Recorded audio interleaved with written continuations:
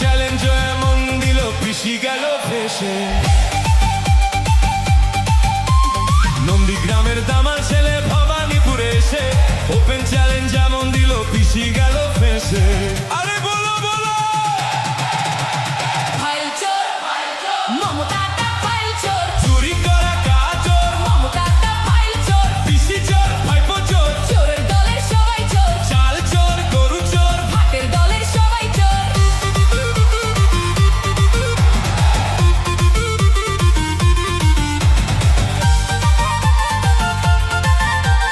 নাচ রে কলকাতা।